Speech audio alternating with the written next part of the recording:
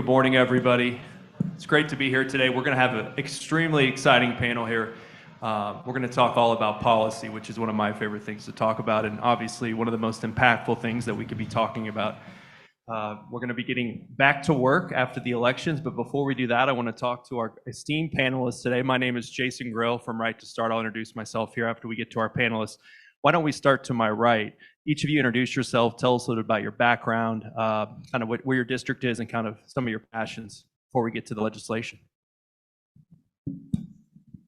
Good morning. My name is Meredith Dixon. I am a first-term representative of House District 20, which is in Southeast Albuquerque. One of the things that I really like about House District 20 is we actually have a lot of diversity, but we also have a lot of active and retired military members and Sandia National Labs employees. Sandia Science and Tech Park is within my district, and so it's been a great opportunity to learn about some of the technology and innovation that's going on here in state. Thank you. Good morning. My name is Ryan Lane. I serve in House District 3. I live in lovely Aztec up in the northwest part of our state. And just want to say thank you to UNM for hosting this. I really actually appreciate UNM making entrepreneurship paramount, so I appreciate that. So I was born and raised in Aztec. A little bit about me. Went to high school there. I'm a lawyer by training, so I have a law practice there that I have. My wife and I are also business owners. We care deeply about entrepreneurship. We have about 15 employees at a local business there in Aztec. And then the other thing that I've been involved with actually is with a high school classmate of mine. We took a concept that we saw a hole in the market, went through the whole process of brainstorming, designing, getting a patent, redesigning after doing some R&D, find manufacturers both globally and domestic, and now we're finally at the launch stage of trying to get this product to the market both nationally and globally, and so that's been a fun project as well. You know, it feels kind of like capturing lightning in a bottle. I'm sure you guys understand that perspective as well. So entrepreneurship, I think, is important for me, but also for New Mexico. And one last thing I'll say too, as part of my law practice, I do consult with entrepreneurs and I do estate planning work. And the reason why I mention that is because it's been a fast track for me as a young person to sit and, you know, well, people come to lawyers for expertise, and that is true. But it's like I conduct a 60-minute podcast 8 times a day with people that have been very successful. And so I feel like I've gotten a fast track too in terms of entrepreneurship and what that can offer. So thank you. Good morning, everybody. I'm State Senator Michael Padilla. I represent the southwest quadrant of Bernalillo County, about 90% of that part of the Bernalillo County.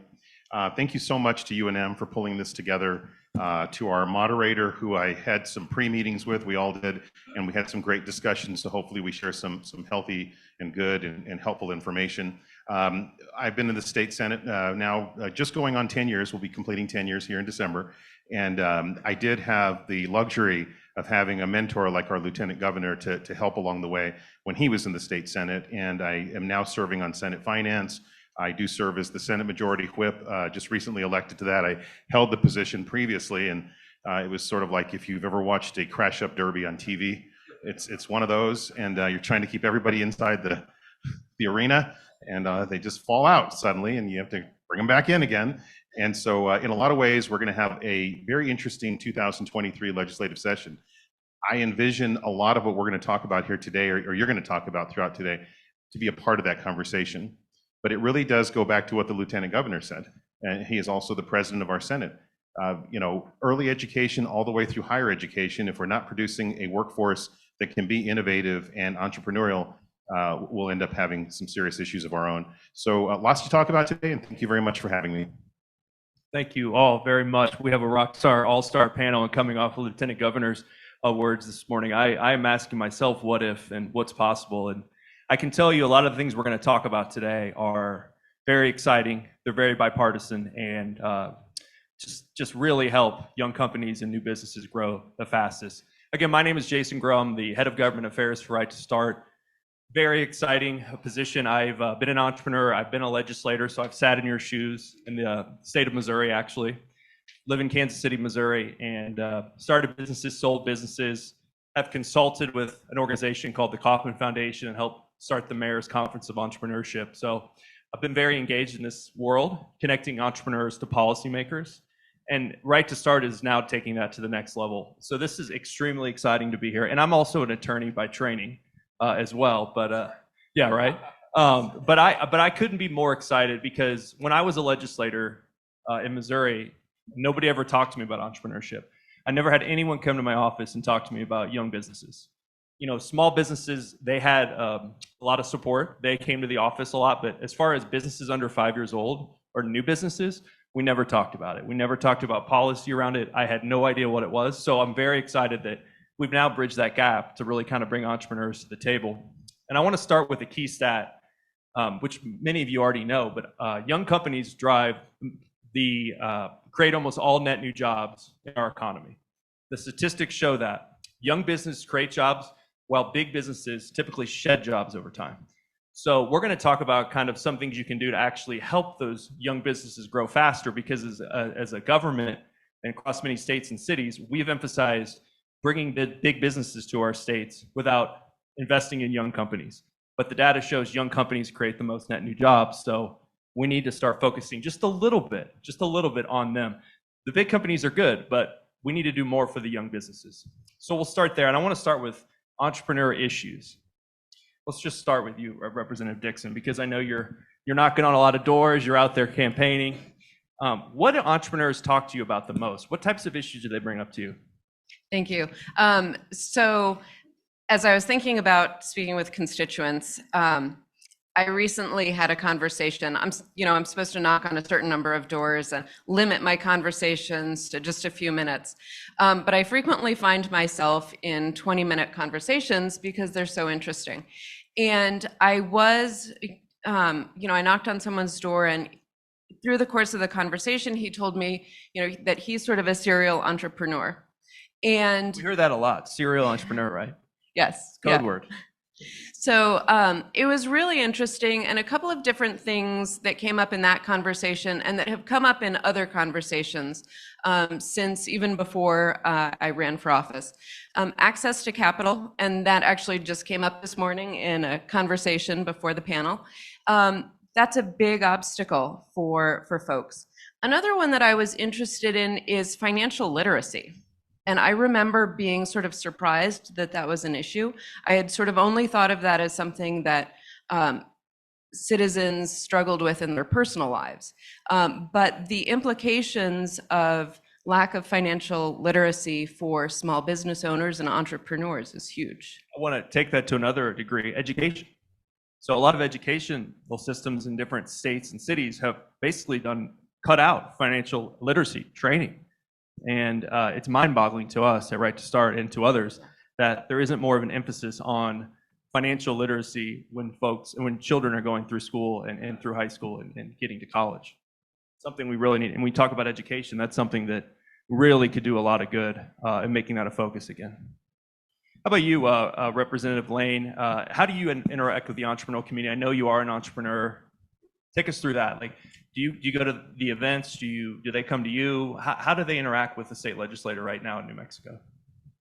Well, I have a law business hat and a political hat, so I see it from both angles. And a lot of the issues that I see access to capital. That's obviously an issue that's common. But what I see more commonly is just very basic. So people come and they have an idea for a business, but they literally don't know how to even start a business, where to go, how to function even. So that's a lot of what I do in terms of educating people. The other thing that I see, though, and it's more nuanced, is it's cultural.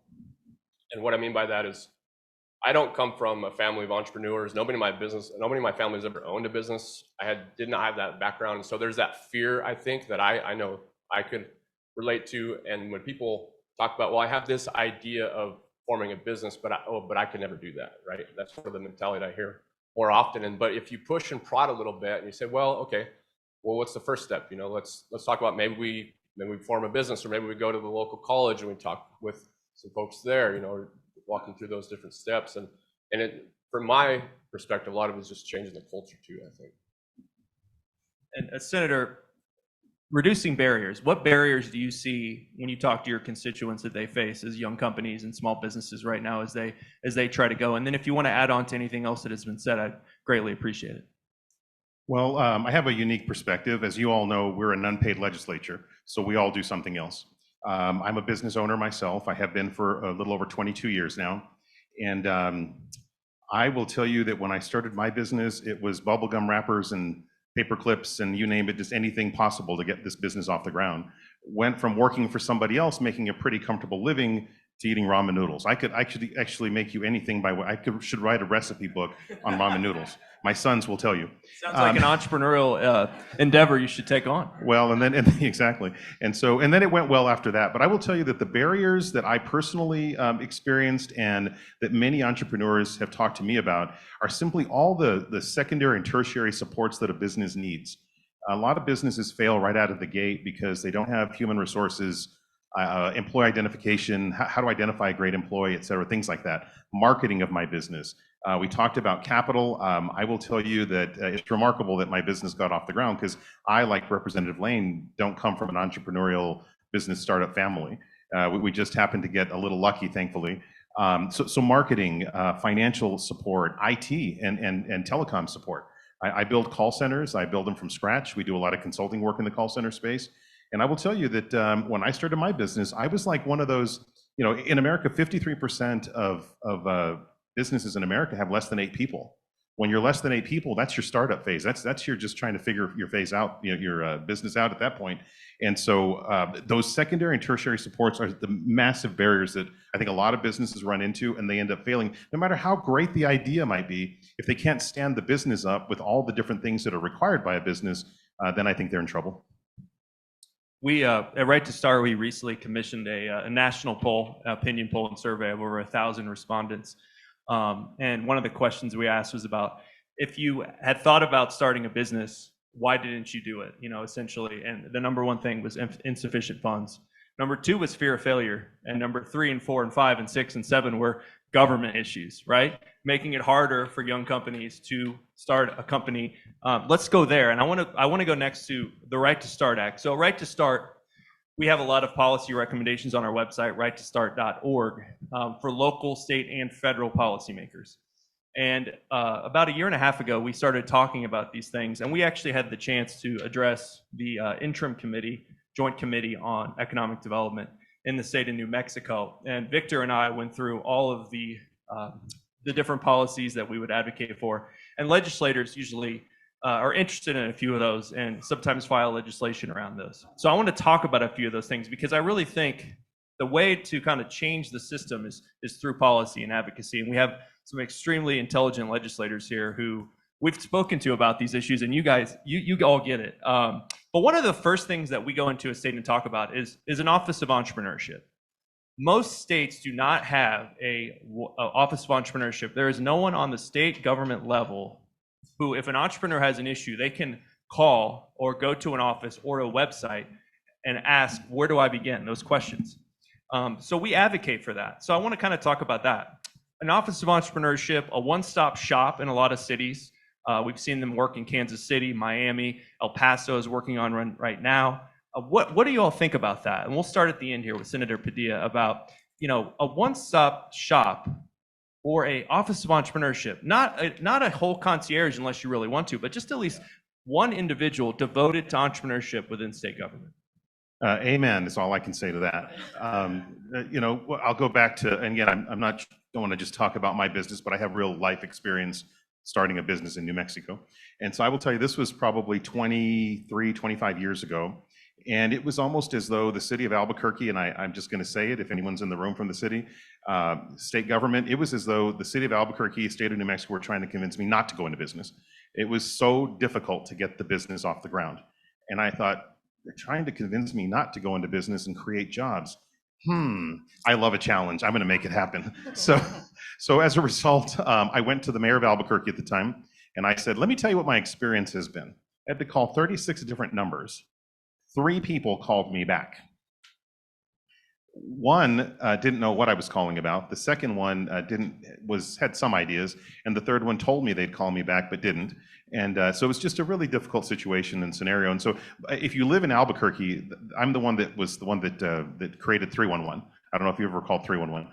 I know there's still a lot of challenges with it. However, it's sort of a one-stop number. 911 if you burning building, 311 if you have a burning question about how to start a business. So that being said, fast forward to being in the legislature, we absolutely need to cut out a lot of the clutter in starting a business. I talked a little while ago about all these challenges to get a business off the ground, from marketing to HR to whatever. The government component and the filing, licensing, et cetera, if you can navigate that, you deserve some sort of an award. And the reason I say that is, a couple of years ago, you might remember our former President Pro Tem of the State Senate, Mary Kay Papin from Las Cruces. She and I got together, and I was a fresh, new, young legislator. I said, I'm going to go get the president to help me get this done, because I don't know if I can get it done myself. So let's do it together. And so we created a one-stop business portal for the state of New Mexico. Unfortunately, we have not funded it fully. And so I kind of need your help to get that done. Essentially, what it will do is you will log into state government one time, instead of 17 times if you're, say, a restaurant and you have to have all these other things you need to do, a technology company, a law firm, or whatever. And that portal will be set up to just apply to your type of work and your type of business. And it'll keep you on track and say, 19 days left to file your blah, blah, blah. And so it's a solution. I know we weren't, I hope it's all right if I just threw that out there, and I don't want to take time from my you're way ahead of the here, game. But and the fact that you had to navigate all those calls, and you're sophisticated. Imagine someone who has no idea, is trying to start a restaurant or a barber shop or a floral shop, and they got to get all these permits and they have to call all these numbers. It's just, and they're trying to make a living on their own. Yeah. They're trying to make a living while they're trying to do that. So yeah, we are making it so hard on young companies to start, and making it a lot easier on big companies to move, and with incentives and whatnot. So, Representative, do you want to add to that? Yeah, thanks, Jason. When I first heard of this concept of Office of Entrepreneurship, and I'm just being honest, this will probably be my downfall as a politician ultimately, but when I first heard the concept, I thought of Dickens' Office of Circumlocution, if you're a Dickens fan, right? I was like, okay. But then I actually started studying what it is, and I actually really appreciate the concept, because in my law firm life, that's basically what I feel like I am for small businesses that are startups, is I am that Office of Entrepreneurship.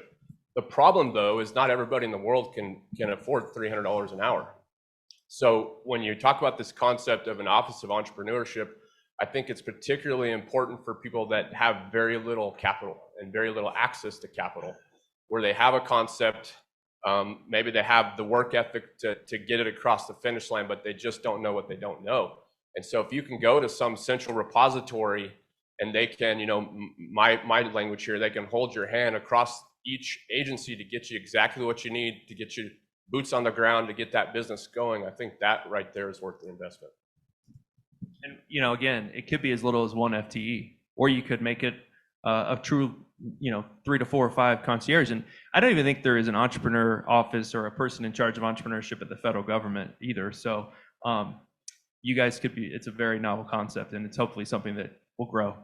I want to talk a little bit about 5% to start. So one of our policy recommendations is 5% to start. Essentially what this says is, if the state of New Mexico could just allocate 5% of government contracts to businesses under 5 years old, that would really start growing those companies quicker and creating more jobs.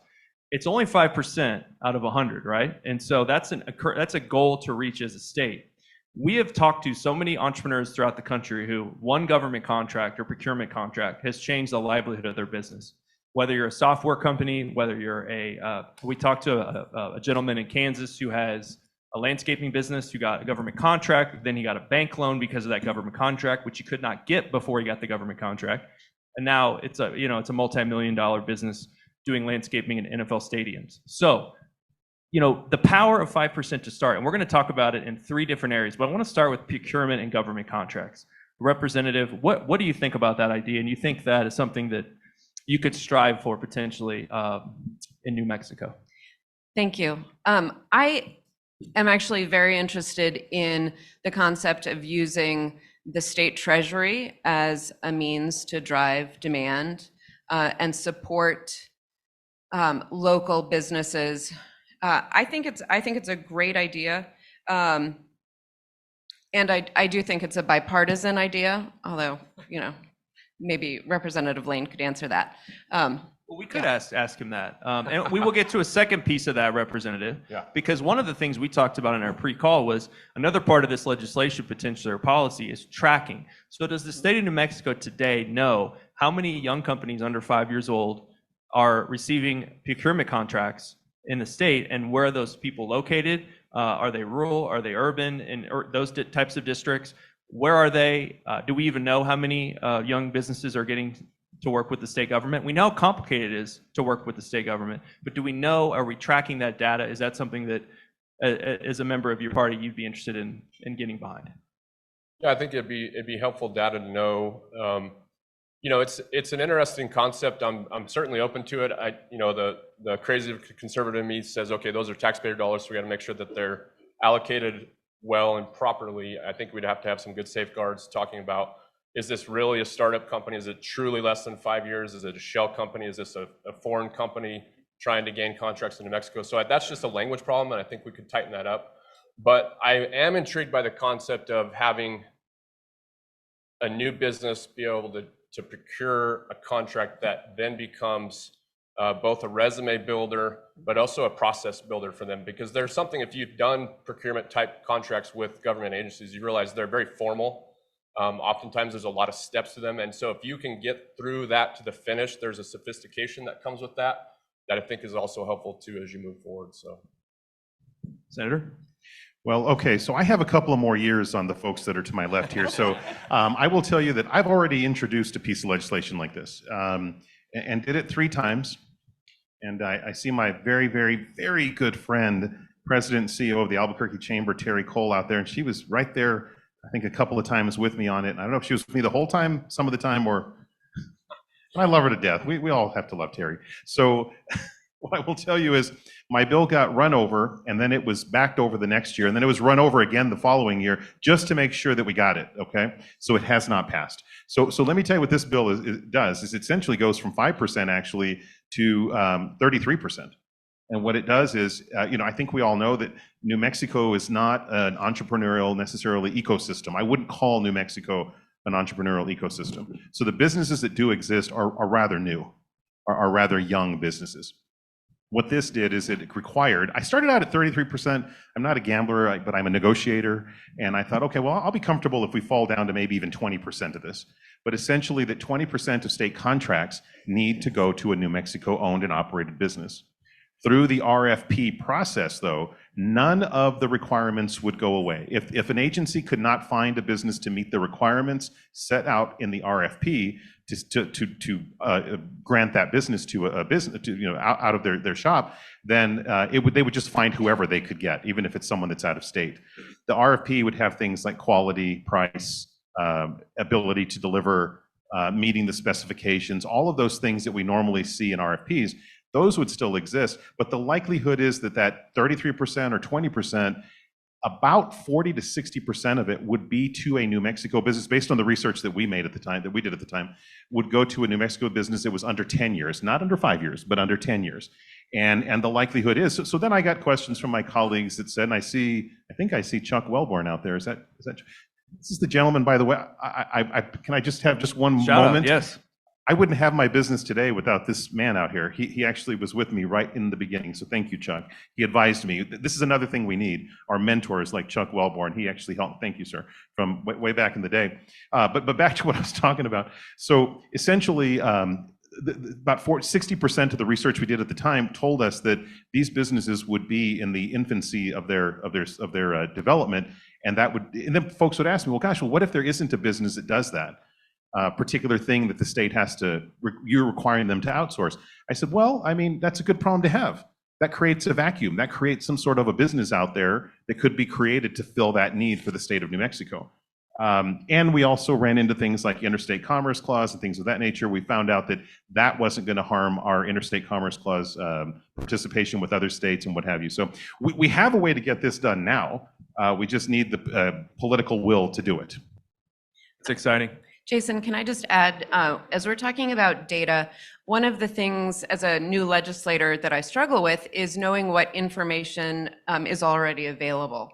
And one of the questions that I have is, do we have a complete picture of when you're starting a new business, how many different agencies you have to go to? How much does it cost by type of business? If we have that data already, and who has it? And you guys can ask the administration or the agencies to do that through legislative action. And I want to mention too, 5% to start isn't just an idea for government contracts. It's also for workforce development and economic development. Right to Start advocates that just if you get up to 5% of workforce development funding going to help people start and grow companies and to teach them the skills instead of just teaching the skills to take a job, but also to make a job, that you could be very successful, Senator. If I can just piggyback on that just a little bit. So on workforce development, I also see our very, very, good friend Dale Decker in the back there. We've had multiple conversations with him and a lot of the work that he and his associates are working on. On the workforce development, we've got to make sure that we're developing the workforce where there are actually jobs in those tranches or in those areas. So rather than just, okay, well, we're gonna go get a bunch of bachelors and associates and masters and doctoral degrees, they have to be in the fields that are where there's a career for them in New Mexico in order to keep that workforce, that trained workforce here. I fear that today we do an awful lot of talk and we put a lot of money in a lot of different areas, but we're basically kind of shooting in the dark. We're not quite sure what those degrees are going to do for us. So by developing the workforce in maybe 10 critical areas, I would say no more than 3, because I think that, governments and people can focus on 3 things at a time. You have to tell people things 3 times for them to hear it once, right? So 3 maybe industries would be a great start for New Mexico. So invest in workforce development in the top 3, say, areas, and then grow from there. And then again, on economic development, everyone here knows that we spend millions of dollars on recruiting big businesses. If you could just carve out 5% of your spending to young businesses, we think that'd be very successful to help grow companies faster in your state. Let's talk about other barriers when you start. One is fees. The United States has one of the highest fees of any country in the world when you start a company. When it's over like almost $800 on an average in the United States. One of the things that we have advocated for, it's in our model legislation, is could a state just cut the first year fees? You could do 3 years, 5 years, but if you could just cut the first year fees, you lower barriers to entry for a young entrepreneur and a young business. What are your thoughts about that? And is that something that would fly here, or would you need to work through that? Because I understand that you need money to run. A lot of cities need money to run, but again, think of all the reward if somebody starts and is successful, and how much more that means to growing wealth, GDP, lowering poverty in an area. It has a ripple effect, and it's just a fee at the beginning. I know we've done work with occupational licensing and whatnot, but this is just specifically your fees when you file and start a business.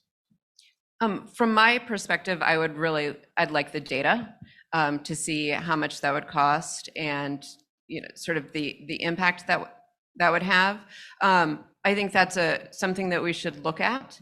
The other thing that I think is also on your platform is the taxes for businesses in their first 5 years, and if that's an issue, or if the larger issue of anti-pyramiding of our GRT would make more sense. These are all pebbles in a stream, as Victor likes to say, that just amount to blocking the stream for entrepreneurs. When you start adding up all these issues with getting a license, all these issues of all these people you have to call, no one-stop shop. We'll get into taxes in a second. All the fees when you start. If you're living paycheck to paycheck, which 60% of Americans are doing right now, you're not going to open a business. You're not going to start. You're going to just move it to the side. And our data and statistics show that a lot of Americans want to start their own business. They want to control their dreams and their livelihood. They can't do it with all these hundreds of little things happening. It's like whack-a-mole. Representative Blaine? Yeah, thanks, Jason. Well, you don't have to convince a conservative to cut fees. I promise you that, government fees. So that's not a hard sell for me. And I think it's an interesting discussion philosophically, even why do we accept that as the norm, that government charges a fee in order to access an industry? But beyond that, again, I come back to people without capital or without access to capital, lower income people, entrepreneurship is a viable way to escape poverty, frankly. We talk about either you go work for somebody else or you go to college. Those are kind of your options. Well, there's also a third option, it's called starting your own business. And by the way, you can do it while you're working for somebody else. It doesn't have to be, that in and of itself. And again, if there's one more barrier we could remove, to keep from blocking that point of entry, I think fees is low-hanging fruit, and especially if it's for 1 year.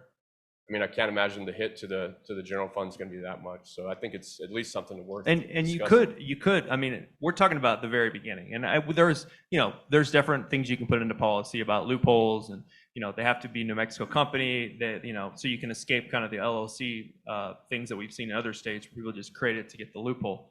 But you could have a stepladder approach. As people start growing, yes, they should.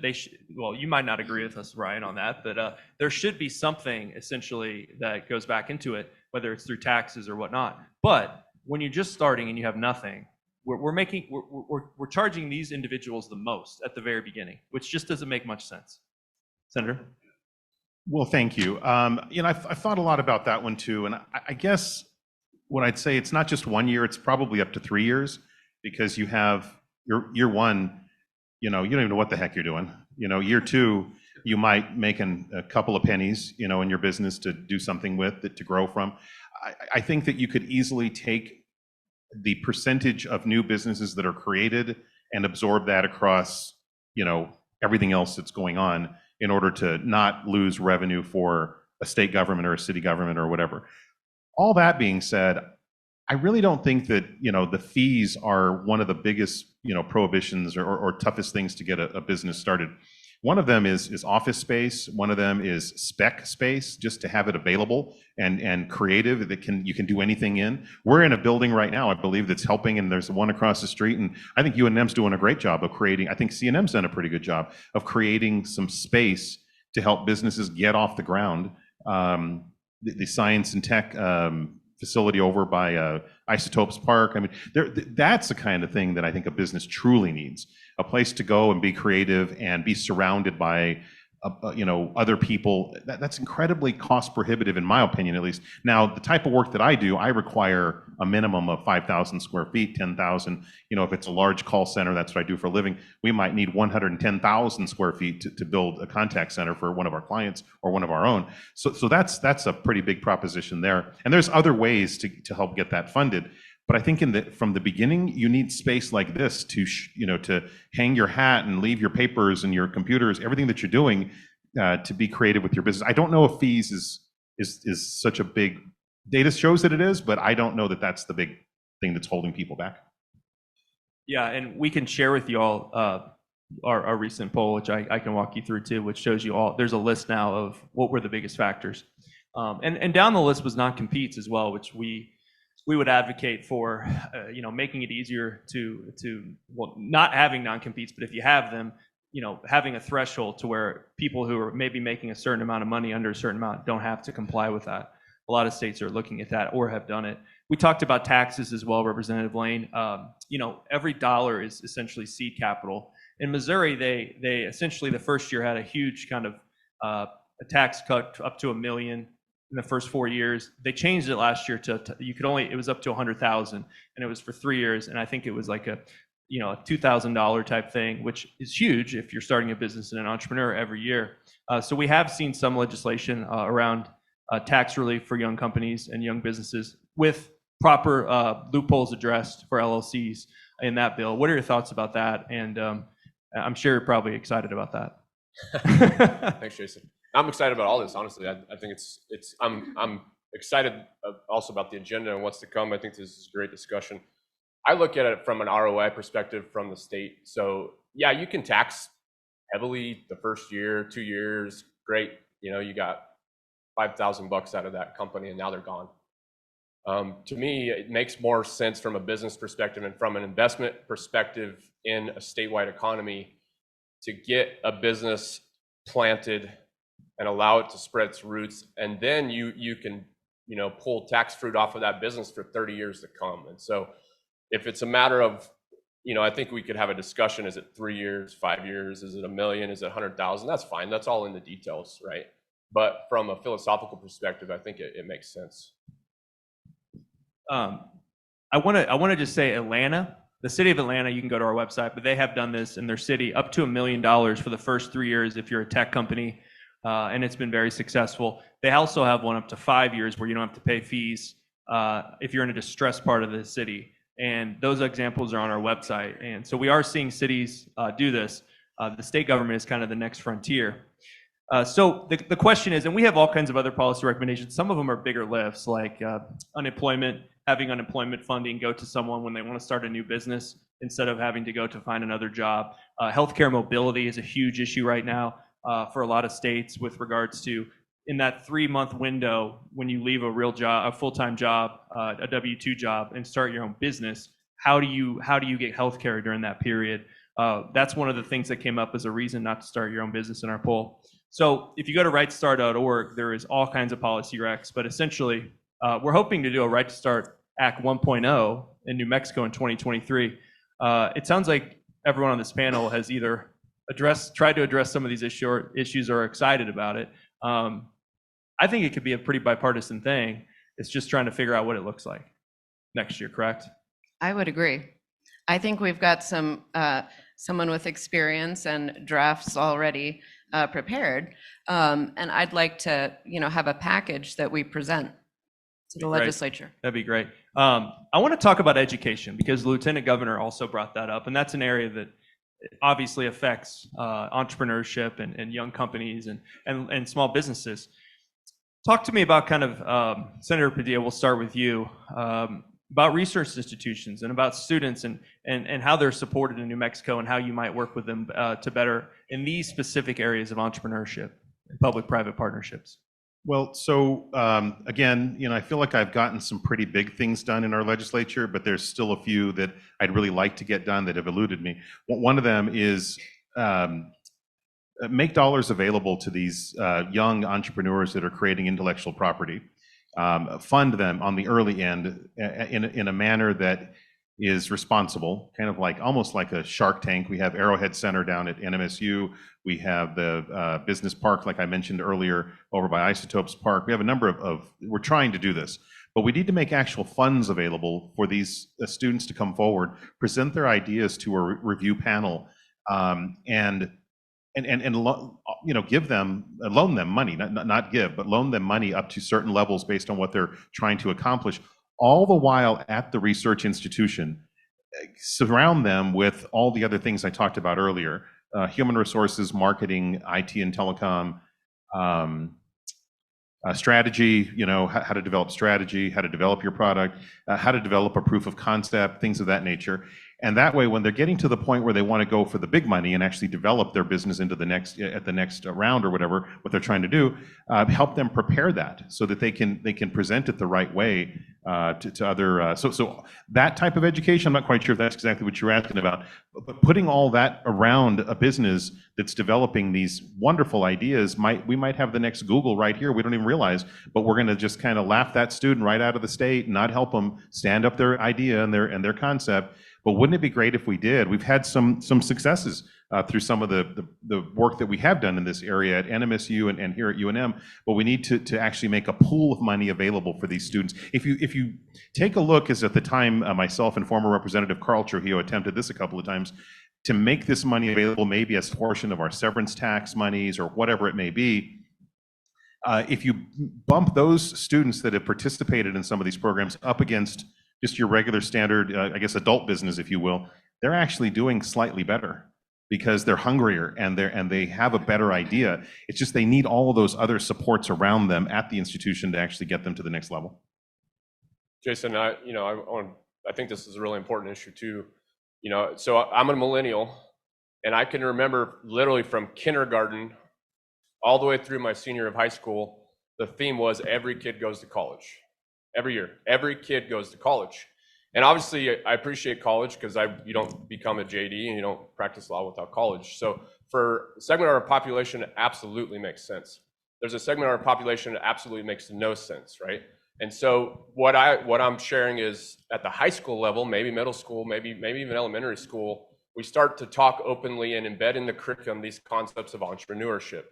I'll brag on my home district, Aztec. They've got a new program. So within their CTE, the current tech education.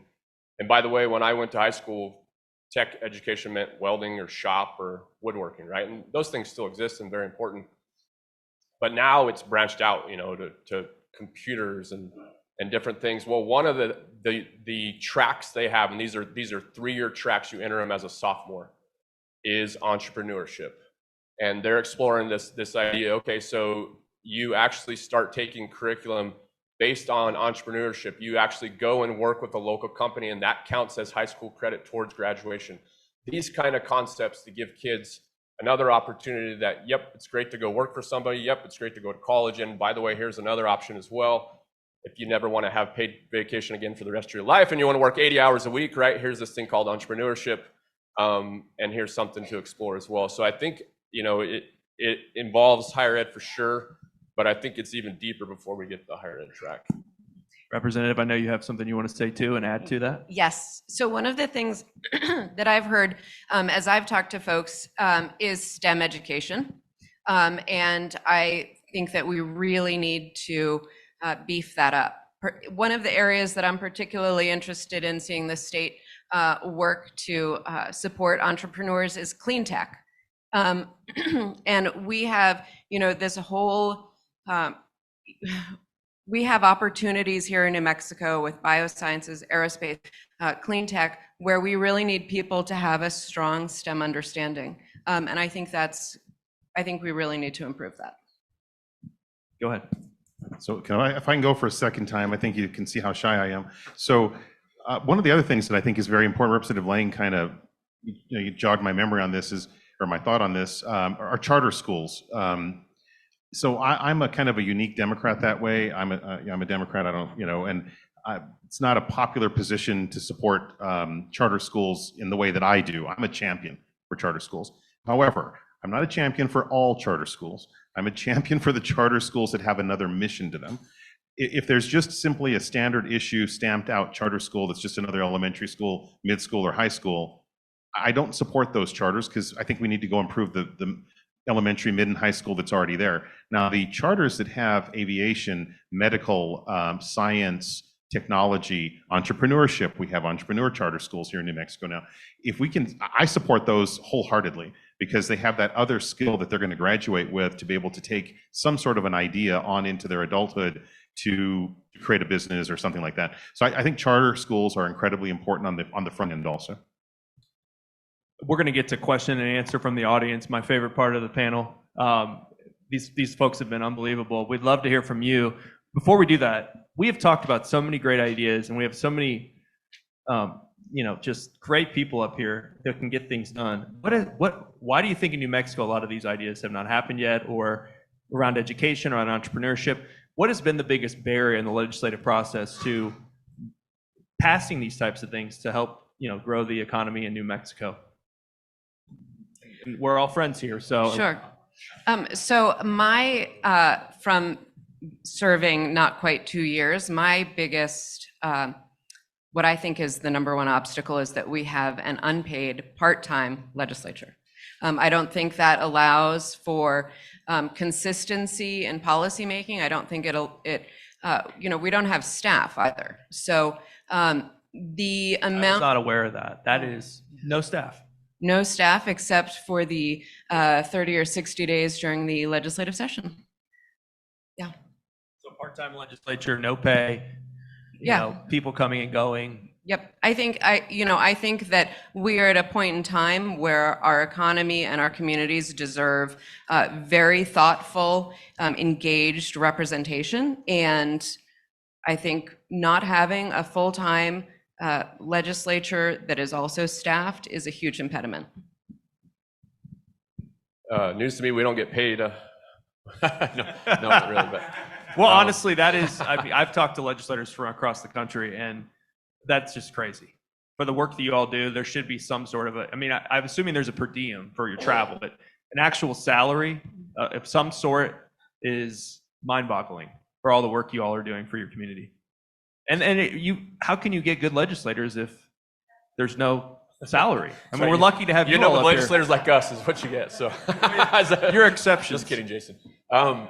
So I think, it's kind of hard to answer that question about why haven't these concepts made their way into legislation. I'm sure there's many answers. I think part of it is, revolves around really, frankly, the role of government in business. I think that's been a change in mentality across the American landscape. So I say probably the last 20 to 30 years, that's changed a lot.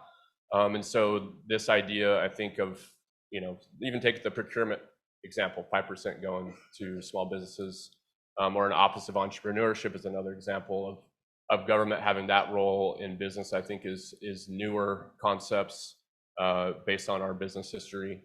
And then a part of it is just having these kind of discussions. Senator Padilla can speak to this more because he's been there longer than us. But a lot of these times, with big legislation, it takes 1, 2, 3, 4 sessions to finally get enough momentum to get it across the finish line. And so I think these kind of discussions are very important as well. Okay, so I have a little more time, as you've heard. So I agree with everything that you just heard. I mean, I would say that it's probably 15 issues, literally 15 issues that we disagree on in your state legislature. We agree on 98.8% of them.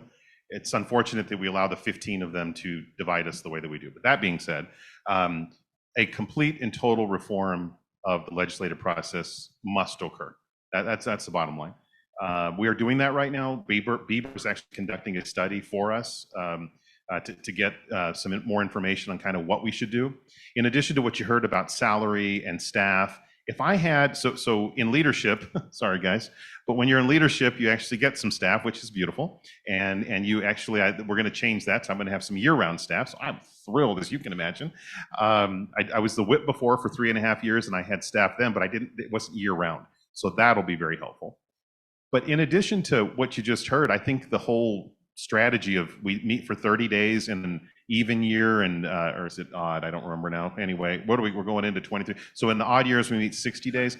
I have to tell you, by the time the last 10% of the, whatever it's, well, I would say in a 60-day, maybe the last 15 days, in a 30-day, the last 10 days, we can't even stand each other. I'm going to be honest with you in a lot of ways. I like these two, by the way. I thoroughly enjoy working with these two. However, we're in a round building that's partially underground, poor ventilation. We're trying to cram everything through for you, by the way. And quite frankly, it just doesn't fit. And it's very painful. And so you wind up with some of the stuff that you wind up with. That being said, I'm also pretty unique on the Democratic side of the aisle because I've been a business owner for 22 years now. And we don't have a lot of business owners in the legislature. Therefore, some of the pains that business folk live aren't represented well in the legislature. And so as a result, you don't see sort of innovative legislation on this very important topic coming to light in your legislature because I'm here this morning. I started my day at my office at 7 so I could come here and get here by 10 so I could make sure I got the microphone like they asked me to and sit here for about a 2-hour period with you to learn from you and participate in this panel. That completely takes away from my ability to generate business in my company. I love New Mexico. I grew up in extreme poverty. I want to see our state succeed. And that's why I do it. People ask me all the time, why do you do it? Well, I really genuinely want to see, but I can actually do this because I'm a business owner. You can't do this if you're the, person out there that works 9 to 5. It just wouldn't work for you. So the real New Mexico, in my opinion, isn't represented in the legislature because of the framework and how we have it set up. And I'm sorry I went off on a tangent there, but this is really important stuff, guys. And I really ask you to help support us in reforming our legislature. You are opinion leaders, you are business owners, I see so many people out here that have created so many jobs, and I see very familiar faces. We really need your help to come forward and help us to reform how we do business for you at the legislature. Well said. Man, a lot of work to be done here, but a lot of exciting work to be done. I'm excited about the passion on this panel. I want to throw it to the audience now. We have about 8 minutes left before our break. We'd love to have some questions from you all. Do we have a mic we can get individuals as well? would be great. Oh, it's right over there. But if you want to stand up and use that mic so people can hear you across the room.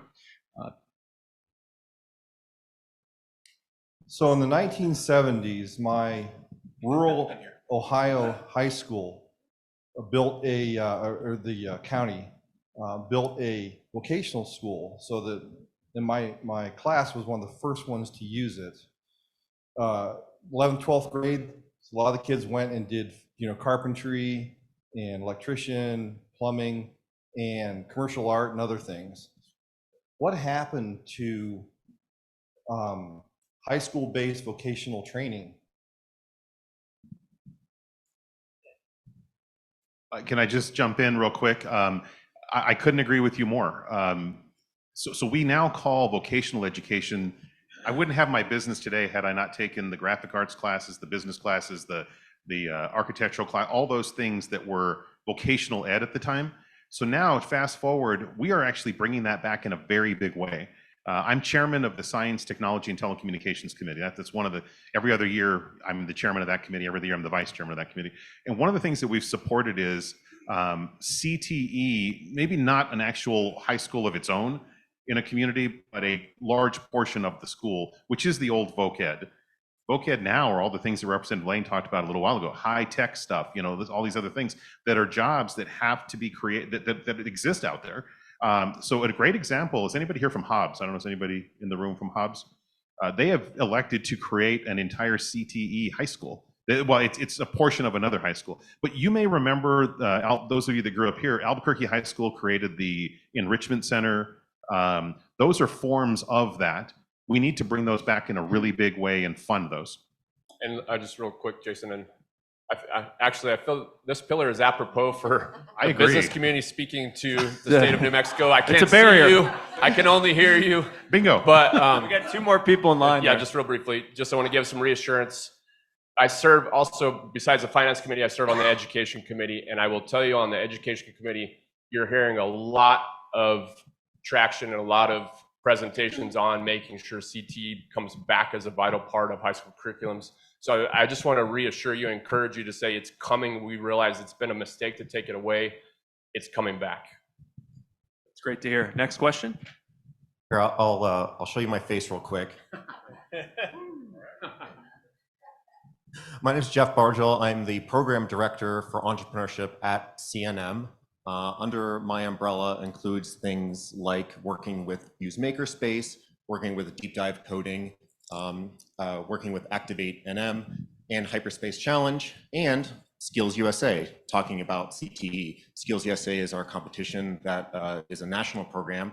At CNM, we hold the state directorship for that, and it is a competition for students that are in CTE to come and show off their skills every year and compete at the national level. So that happens every year. So I encourage you to look out for that competition coming up again in April. We compete really well at the national level with that.